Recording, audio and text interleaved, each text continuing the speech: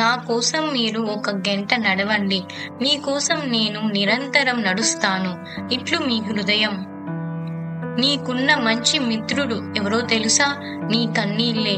మనసుకి కొంచెం బాధ కలగగానే నేనున్నాను అంటూ ఆత్మీయంగా చెంపలను తడుముతాయి. గుండె బరువు తగ్గే వరకు నేను వదిలి వెళ్ళమన్నా అవి మనల్ని విడిచి వెళ్ళవు. నీ కన్నీరే నీ ఆత్మీయ నేస్తం. ఆశావాదం విజయానికి దారి తీసే విశ్వాసం. ఆశ ఆత్మ విశ్వాసం లేకుండా దేన్ని సాధించజాలం. ఇద్దరి మధ్య వివాదాలకు, దంపతుల మధ్య విడాకులకు ముఖ్య కారణం వారి మధ్య మూడో మనిషి తల దూర్చటం. మంచి వైపు నీవు నడిస్తే నీ వెంట నడవడానికి 100 మంది ముందుకు వస్తారు. అది నీవు చెడు వైపు నడిస్తే నీవు తప్ప నీ వెంట ఎవరూ ఉండరు. గెలిస్తే గుర్తుంటావు, ఓడితే గుర్తు పెట్టుకుంటావు. 2 మంచివే. ఓ మర్రిగించ మహావృక్షమైనట్టే చిత్తశుద్ధితో చేసే చిన్న సత్కార్యం సైతం మహా ఫలితాన్నిస్తుంది. నేనొక్కడిని అనుకుంటే మొక్క నాటగలవు, కాని మహారణ్యాన్ని సృష్టించలేవు. గోడ కట్టగలవు, కాని మహానగరాన్ని నిర్మించలేవు. చిల్లర దుకాణాన్ని పెట్టగలవు, కాని వ్యాపార సామ్రాజ్యాన్ని స్థాపించలేవు. విజయాల వ్యాకరణలో గెలుపు అన్న మాటకు ఏకవచనం వర్తించదు. దృఢమైన మనస్సు వేల అవరోధాలున్న మార్గంలో సహితం దారి చేసుకొని ముందుకు వెళ్ళగలదు. ఇష్టంతో చేసే పని శక్తిని హెచ్చిస్తుంది, కష్టంతో చేసే పని శక్తిని తగ్గిస్తుంది. జీవితం ఎప్పుడు మనల్ని ఓడించటానికే ట్రై చేస్తుంది. అది దాని నైజం. దానిని అధిగమించి గెలవటమే జీవితం. మనిషి చావటానికే 100 కారణాలు వెతికే బదులు బ్రతకడానికి 1 కారణం వెతికితే చాలు.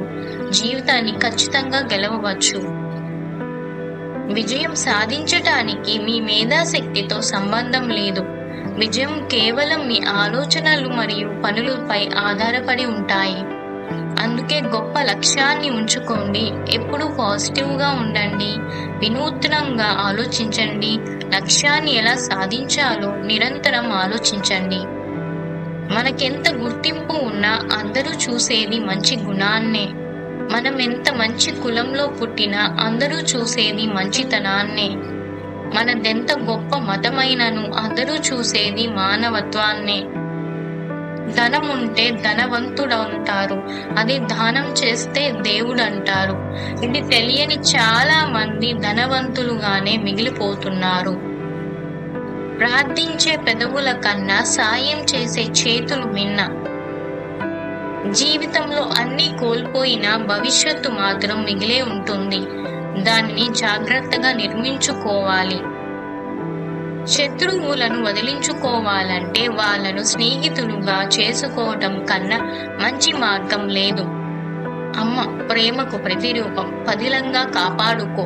ఆమెను శాశ్వతంగా పోగొట్టుకున్నప్పుడు కానీ ఆ లోటు ఎంత దుర్భరమో తెలియదు. దుర్మార్గునితో స్నేహం మంచిది కాదు, విరోధం మంచిది కాదు. పాము ప్రేమగా కరిచినా, కసిగా కాటేసినా ప్రమాదమే. పానకంలో మునిగిన గరిటెకు తీపి తెలియనట్లే జ్ఞానుల మధ్య ఉన్న మూర్ఖుడు ఏమీ నేర్చుకోలేడు. చింతకు చితికు తేడా సున్నా. చితి నిర్జీవులను కాలిస్తే చింత సజీవులని దహించి వేస్తుంది. మనస్సులో అశాంతి ఉంటే ప్రతి విషయం గందరగోళంగానే అనిపిస్తుంది.